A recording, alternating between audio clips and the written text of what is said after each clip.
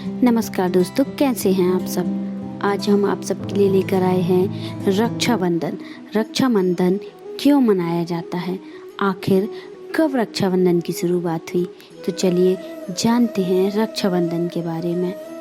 रक्षाबंधन का पावन त्योहार बड़े ही धूमधाम के साथ मनाया जाता है। इस दिन बहनें अपने भाइयों को रक्षा सूत्र बांधती हैं और भाई अपनी बहन को आजीवन रक्षा करने का वचन देते हैं। इस साल रक्षाबंधन का त्योहार अगस्त में मनाया जाएगा। रक्षाबंधन का पर्व मनाने के पीछे कई पौराणिक कथाएं हैं।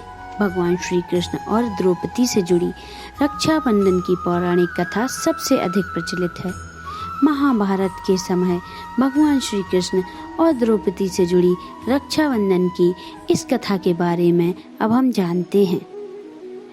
इस कथा के अनुसार जब सुदर्शन चक्र से भगवान ने श्री कृष्ण ने शिशुपाल का वध किया तो उनकी उंगली कट गई थी, उससे रक्त बहने लगा था।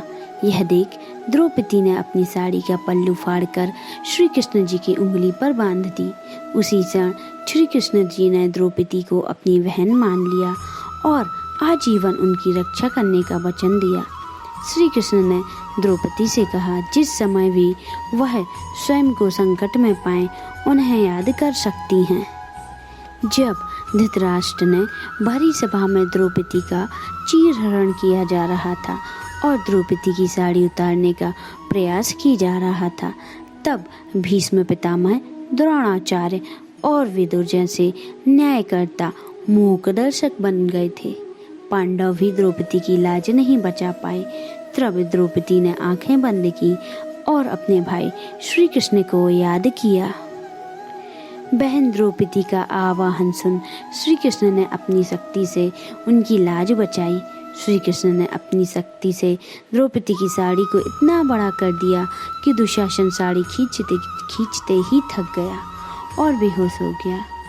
राज दरबार में साड़ी का ढेर लग गया, लेकिन द्रौपदी की साड़ी कृष्ण की लीला से समाप्त नहीं हुई। इस तरह से श्री कृष्ण ने अपने दिए वचन से अपनी बहन द्रौपदी की लाज बचाई और रक्षा का दायित्व भी निभाया। तभी से रक्षाबंधन की शुरुआत हुई। रक्षाबंधन की एक और दूसरी कथा। इस कथा के अनुसार भगवान दानवीर, राजा बलि और लक्ष्मी जी की कहानी है। कथा कुछ इस प्रकार है। दानवेंद्र राजा बलि ने जब 100 यज्ञ पूर्ण कर स्वर्ग का राज्य छीनने का प्रयत्न किया तो इंद्र आदि देवताओं ने भगवान विष्णु से प्रार्थना की। तब भगवान वामन अवतार लेकर ब्राह्मण का वेश धारण कर राजा बलि से भिक्षा मांगने पहुँचे। गुरु के मना करने पर भी बलि ने 3 पग भूमि दान कर दी। भगवान के 3 पग में सारा आकाश, पाताल और धरती नापकर राजा बलि को रसतल में भेज दिया। इस प्रकार भगवान विष्णु द्वारा राजा बलि से अभिमान को चकनाचूर कर देने के कारण यह त्योहार वल्लभ नाम से भी प्रसिद्ध है। कहते हैं कि एक बार बलि रसताल में चला गया, तब बलि ने अपनी भक्ति के बल से भगवान को रात दिन अपने सामने रहने का वचन ले लिया। भगवान के घर न लौटने से परेशान लक्ष्मी जी ने नारद जी को पूछा कि अब कोई उपाय बताइए जिससे मैं अपने पति को वापस ला सकूं। उस उपाय का पालन करते हुए लक्ष्मी जी ने राजा बलि के पास जाकर उसे रक्षाबंधन पर अपना भाई बना लिया और अपने पति भगवान विष्णु को अपने साथ ले आई। उसी दिन श्रावण मास की पूर्णिमा की तिथि थी।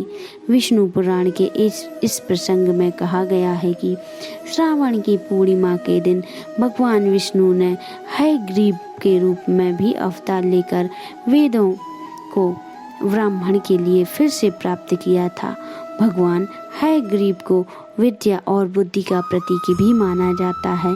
इस प्रकार जब माता महालक्ष्मी ने राजा बलि को अपना भाई बनाया, तभी से इस रक्षाबंधन की शुरुआत हुई। यह रक्षाबंधन का त्योहार भाई बहन की डोर में को एक दूसरे से बांधता है। इस दिन बहन अपने भाई के मस्तक पर टीका लगाकर रक्षा का बंधन बांधती हैं, जिसे राखी कहते हैं। यह एक हिंदू त्यौहार है जो प्रतिवर्ष श्रावण मास की पूर्णिमा के दिन मनाया जाता है। श्रावण में मनाए जाने के कारण इसे श्रावणी या शलूनो भी कहते हैं। रक्षाबंधन में राखी या रक्षा सूत्र का सबसे अधिक महत्व होता है। राखी कच्चे सूत जैसे रस्सी वस्तु से लेकर रंगीन कलावे, रेशम धागे तथा सोने या चांदी जैसी महंगी वस्तु तक भी हो सकती है। रक्षाबंधन भाई बहन के लिए रिश्तों का प्रतीक होता है। रक्षा का मतलब सुरक्षा और बंधन का मतलब वाद्य है। रक्षाबंधन के दिन बहनें भगवान से अपने भाई की तरक्की के लिए भगवान से प्रार्थना करती हैं। सखी सामान्य बहनें भाई को राखी बांधती हैं, परंतु ब्राह्मणों, गुरुओं और परिवारों में छोटी लड़कियों द्वारा सम्मानित संबंधियों जैसे पुत्री द्वारा पिता को भी बांधी जा सकती है। कभी कभी सार्वजनिक रूप से किसी व्यक्ति को भी राखी बांधी जा सकती है। रक्षाबंधन के दिन बाजार में कई सारे उपहार बिकते हैं और नए कपड़े खरीदने के लिए बाजार में लोगों की भीड़ भी उमड़ी रहती है। जब भी बहन अपने भाई को राखी बांधती है तो भाई उसे उसकी रक्षा का वचन देता है और उसे उपहार भी देता है। इस प्रकार यह रक्षाबंधन का त्यौहार मनाया जाता है। तो अब आप जान ही गए होंगे कि रक्षाबंधन के त्यौहार की शुरुआत कहाँ से हुई। तो आप सभी को रक्षाबंधन की बहुत बहुत शुभकामनाएं। तो बताइए दोस्तों, कैसी लगी आज की हमारी ये कथा आपको हमारी कथाएं पसंद तो आ रही है ना? तो जल्दी से हमारे चैनल को सब्सक्राइब कर लें अगर आपने सब्सक्राइब नहीं किया है, और बेल आइकन को प्रेस करें जिससे हमारे आने वाले वीडियो आपको जल्दी जल्दी मिलते जाएं। और हमें कमेंट करके ज़रूर बताएं कि आपको हमारी कथाएं कैसी लग रही हैं, जिससे हम आगे भी आपके लिए नई नई कथाएं लेके आ सकें। नमस्कार।